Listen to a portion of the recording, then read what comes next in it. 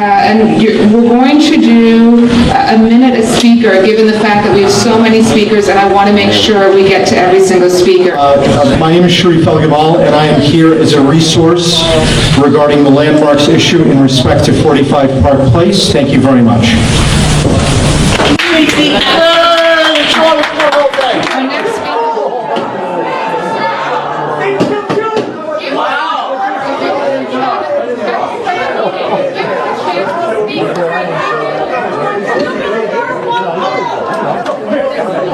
Sir, your time will begin again, and you will have a minute. Conservatives from across the country who do not live in this great and diverse city have spoken against this project in the name of American nationalism. Yet it is utterly hypocritical of their otherwise limited government stance. To tell a private landlord what to do with his property is absurd. The irony of their intolerance is stinging. If it was a church being built and people were trying to prevent its construction, no, these same conservatives would be calling it a socialist takeover from an overreaching government. To the world, this country stands as a beacon of freedom, even with our litany of faults. When the Nazis dominated Europe, they burnt synagogues to the ground. Muslim countries that are often criticized for their overt intolerance have places of varied worship. Afghanistan, Egypt, Iraq, Lebanon, and even Iran have synagogues. Islam did not commit the atrocities on September 11th. It was a radical sect, tyrannical and absolutist in their means, much like those who battled the Crusades and the Holocaust that wounded our country on 9/11. Society can only benefit from a further understanding of the slavery culture and religions that made the city and the world great. Allowing a radical sect, tyrannical and absolutist in their means, build the house.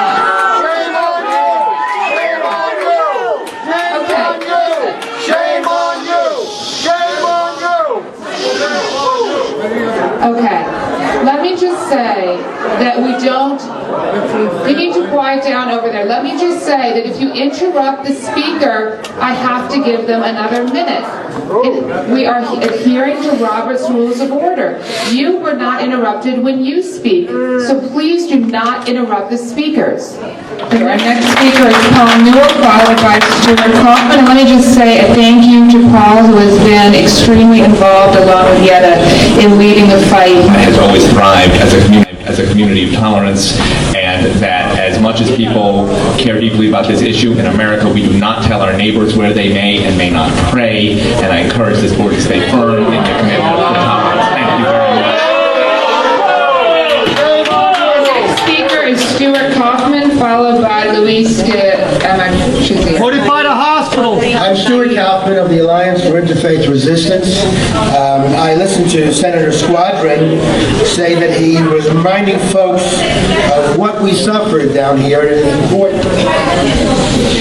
The fact is that the community board needs to remember what happened down here, and that it is important.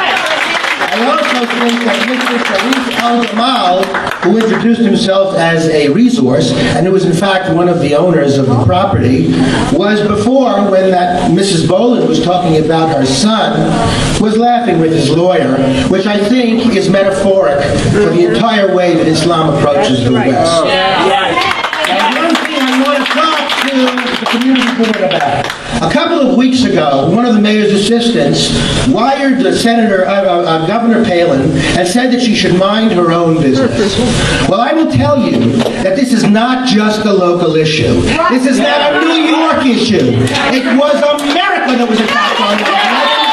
And it's American treasures being used. It affects everyone. One other thing, and then I will leave. I will remind what Mr. Justice Jackson said. The Constitution is not a suicide pact.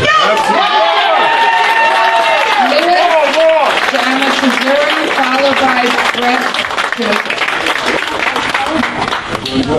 My name is Luis de Mechaturra. I was a member of the New York Board of Trade on 9/11. I was late that morning, and when the first plane hit, I was just putting on my shoes. I lived 5 minutes away across the Hudson River in Jersey City. I opened the blinds and saw the flames shooting out, and then I watched as a second plane plowed into the South Tower. In that South Tower, 4 of my fellow members and a couple of my friends were having a breakfast meeting at Merrill Lynch up on the top floor. Another buddy of mine, a tennis player that I played with, Dave Bauer, formerly with the New York Giants, bond trader with Cantor Fitzgerald, was in his office. They all died on that day. Now, if, as these politicians say, this is an outreach, I would welcome an outreach from the Arab community. Let them allow a synagogue to be built in Riyadh. Yes. Let them allow a Catholic church and a Christian church to be allowed to be built in Medina. They will not allow that. This is an affront to every American, a blasphemy, and a disgrace.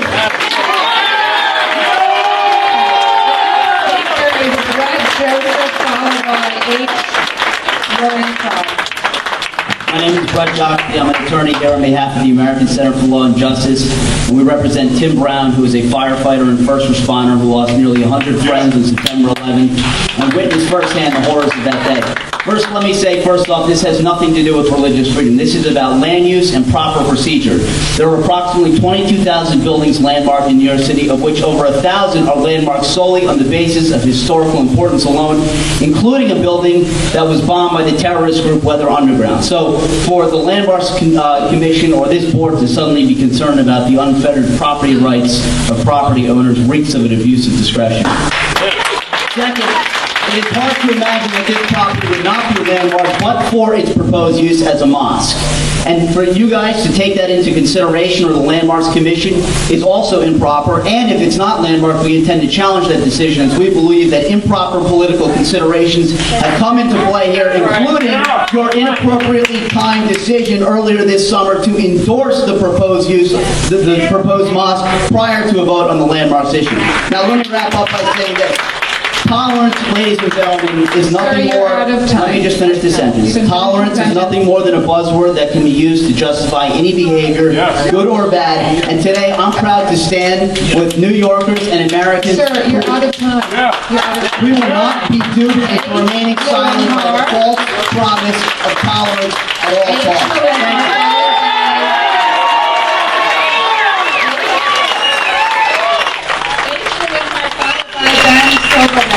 Hi, Nanette Raymond Rivera. Tolerance is a crime when applied to evil. Islam is not a religion. It is an ideology made up of banking, finance, medicine, and jihad.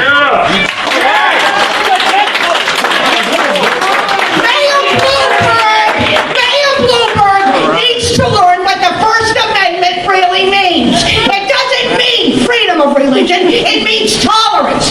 And Samuel Adams said, we are not tolerant of any government that would try to usurp our government.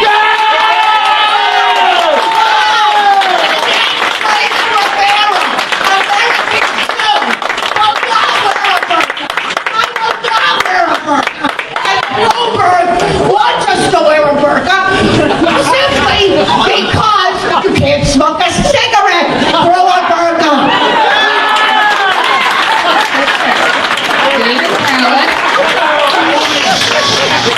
David Khalek, followed by Matthew April.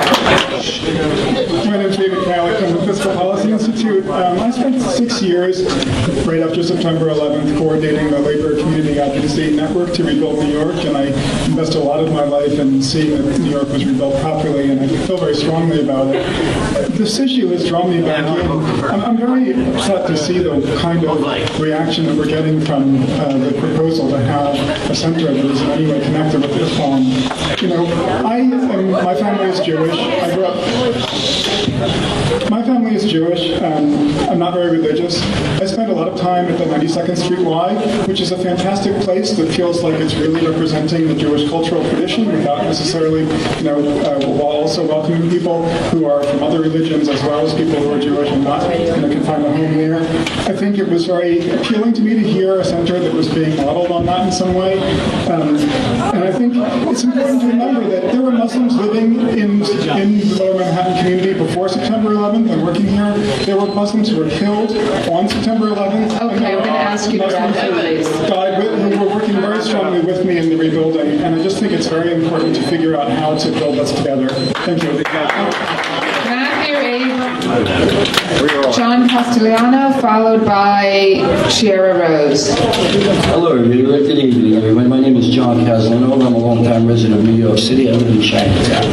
I did spend 9 months down at Ground Zero in the recovery effort, so I think I've seen a little bit of what's going on. And what I don't understand about the Muslim community right now, if they're coming to us and telling us we need some tolerance of them, why couldn't they have come to Community Board 1 and said to Community Board 1, listen, we're planning on putting a mosque in this area. If you think it's a sensitive issue, maybe we should have a couple of hearings, see how the community feels about it, and maybe move it out of a perimeter or an acceptable area away from Ground Zero. Now, I don't see this.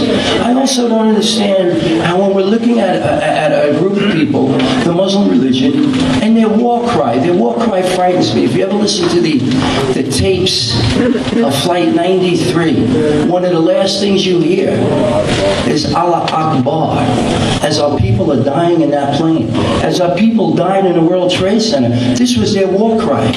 I don't understand how. We're not saying don't build it, but move it away from us. Give us a little room to breathe. Right.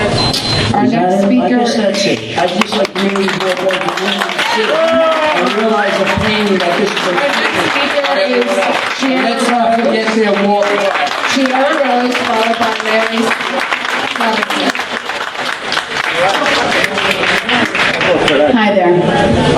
Supporters of the Qdoba Initiative would say this is a great way to strengthen Muslim and West relations by showing acceptance and tolerance for Muslim American people. They may also say people in opposition are racist, bigots, religiously intolerant, or trampling on the First Amendment.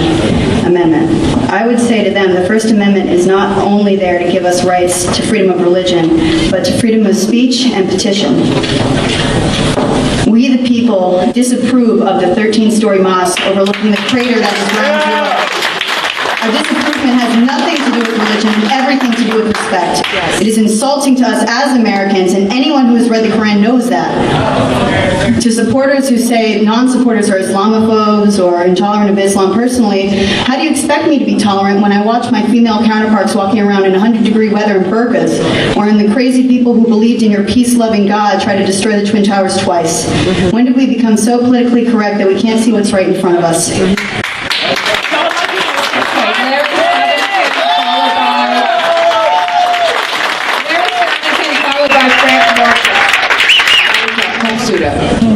My name is Larry Savinkin. I am the proud father of 21 years old Vladimir Savinkin.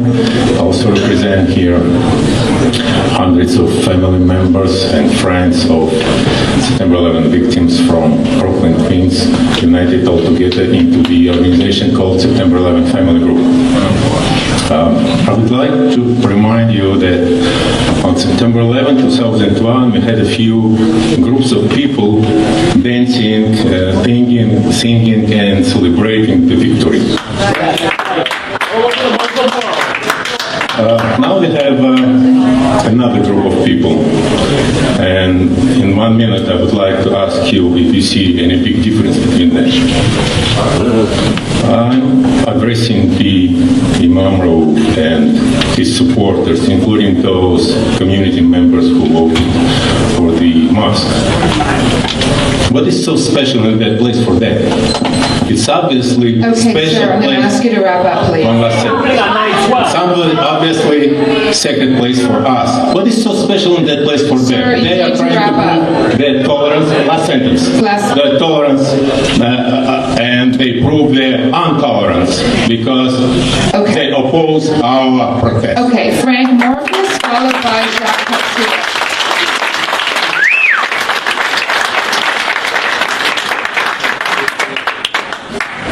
Good evening, everyone. How are you today? Okay. I represent No to the Mosque at Ground Zero on Facebook, and I just wanted to say I heard everybody's opinion. I loved it. But what would the dead people say? The innocent people that died in the World Trade Center, the police officers, the firefighters that died. Wouldn't they say we are tired of hearing Allah Akbar, even from 2 blocks away? I also see Acts 17 in the audience. Praise them, Jesus.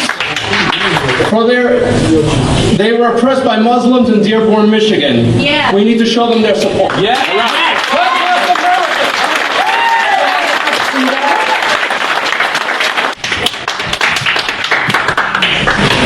Good evening.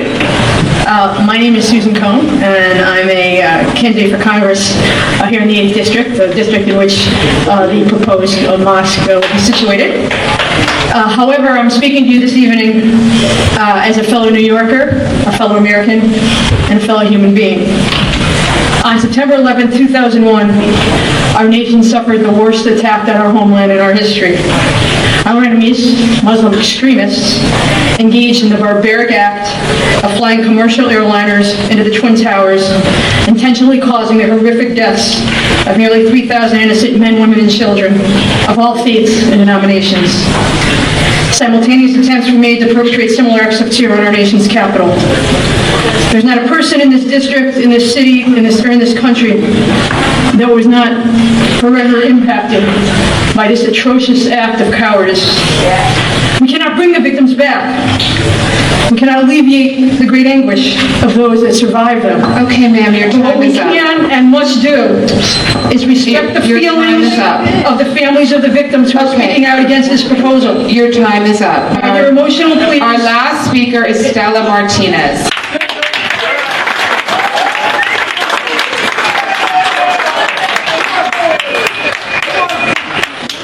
The Imam says that he is a man of peace, that what he would like to do is maybe bring some kind of unity into us. So we appeal to him, to the board, to our mayor, to everyone that says it's okay for this mosque. You have said, you have known the pain that is causing to build this mosque. You have seen the division that is causing in our city. The best thing to do that the Imam can do as a man of peace, as an intelligent man that he is supposed to be, is to say, no, we understand the pain that is causing the people that lost many friends, many family members, our firemen and our policemen. To say to the people of America, to say to the people of New York, we will not build this mosque. We understand how painful it is to you.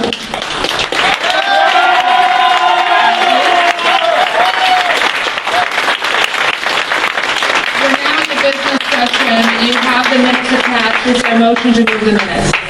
Is there a second? All in favor?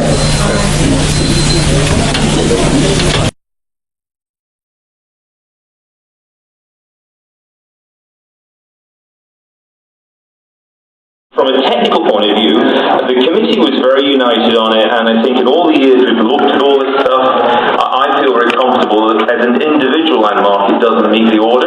It is contributing, if it was in the historic district that I wanted it to be 10 years ago, but it isn't. Bruce. I just want to comment that a woman in the audience who's not on the committee board stopped me when I was outside and said I just wanted to know that it took me an hour to read this resolution carefully, and I just thought it was a brilliant, complicated resolution. I'm saying that for all of the community board, that yes, some of it is black, and some of it is white, and some of it is gray. And the rhythm of the resolution, I would posit, leads to a logical conclusion, but it's not all didactic. As for the facade, that is unusual that we suggested that the facade be stored. But that's because it doesn't rise to individual landmark status. But I think we did go that extra step to try to be sensitive to other issues that normally should not be a part of this discussion. Furthermore, I would add that we did more research on this building, on this matter, than ever before in Roger and my term on the landmark committee. I brought the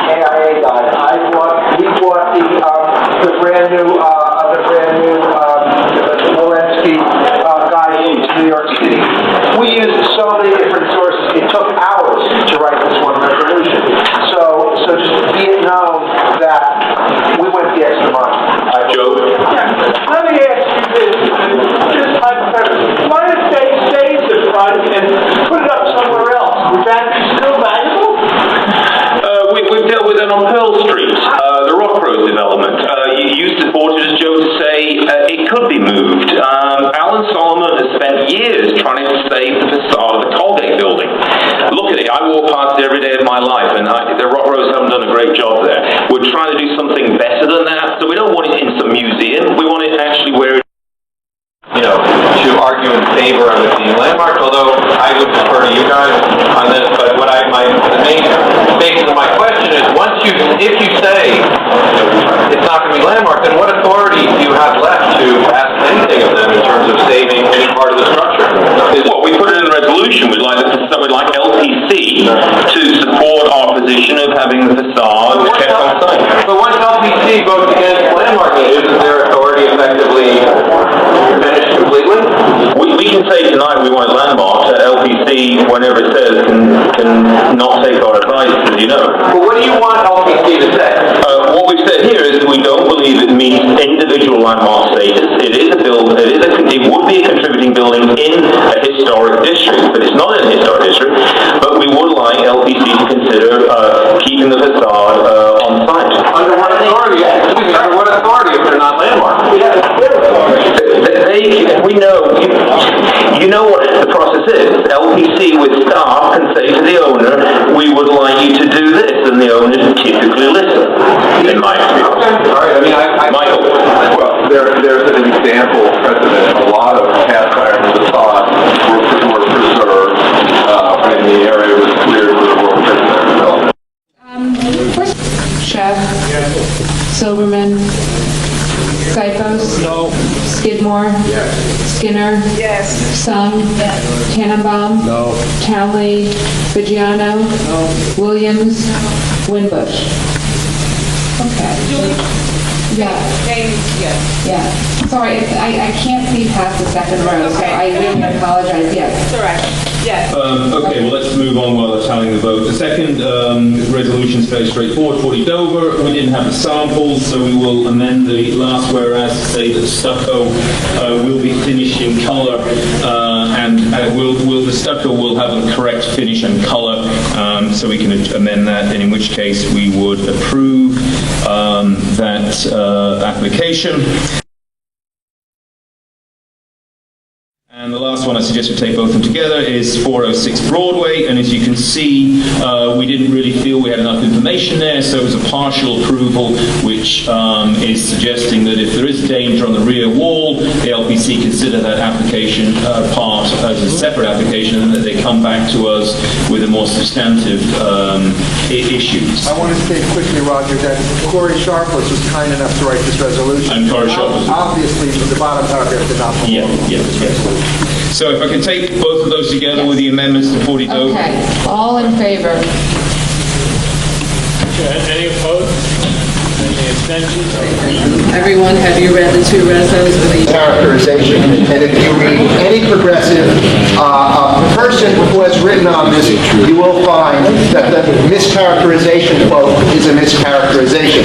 This bill requires police officers who perceive that a crime may be committed, and being an illegal immigrant is itself a crime, these people must be carded. Does that sound a little bit like apartheid or civil rights or the South prior to Okay. In the interest of time, I mean, these issues, I feel people have enough information on. I appreciate what Jeff is saying, but I really disagree, and I think that this board should take a position on both of these. We can vote again. Are we going to continue the question? Anthony? I looked at this very purely the scope of the community board, land use, budget, service delivery issues. If the borough board wants us to take a position on it, I feel it's beyond our scope. I would urge people, as I'm going to do. We're constantly going outside of the city charter all the time. If we are limited just to what the city charter says, we wouldn't do 90% of the successes that this board has had. So I also have to strongly say, disagree with that. Sorry, Judge, I also have to say that I had the same issues. My first questions were your questions. Liz brought it up also. And at the end of our discussion, my personal feeling is that I was taking a moral stand by voting in favor of this. Thank you. So, Michael? I agree with that completely. I agree, Julie, that we should vote on this. Well, Jeff had his hand up. All right, Mark, go ahead. Go ahead, Mark. So, just as the borough board, we can't make any amendments, right? It's my understanding that no, we cannot make amendments. Because if you read the law, I've read the law as well. According to Arizona law, you have to be stopped for a crime first before they can ask for your status. Now, the federal law says the power of the officer just needs the power of observation and situational awareness. That's it. So why are we condemning Arizona's law and not the federal law, which has a lower standard to ask? But Mark, we're going to vote this up or down. You can abstain, you can vote yes, no. That's the beauty of the community board. Okay, I know there are a lot of hands. There's been a call to question. We're going to vote on it. Okay, all in favor? I'm sorry, Julie, we're voting on with that addition, I see, or something. Yeah, we could, exactly. I'm happy to take that back. I can't imagine that's not a substantive change. I can't imagine that would be difficult to get passed. Okay. All right, so we're going to vote on the first one, which is number 4, the New York State Marriage Equality Bill. Okay? All those in favor? All those opposed? One. Any abstentions? 1, 2, 3, 4. Recusal. Okay, and then we're going to take the second one, which is on Arizona's new immigration law. Okay, on Arizona's new immigration law. All in favor?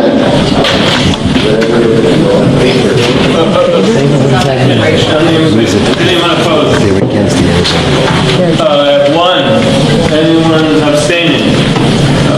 1, 2, 3, 4, 5, 6, 7, 8, 9, 10. That's it. All right.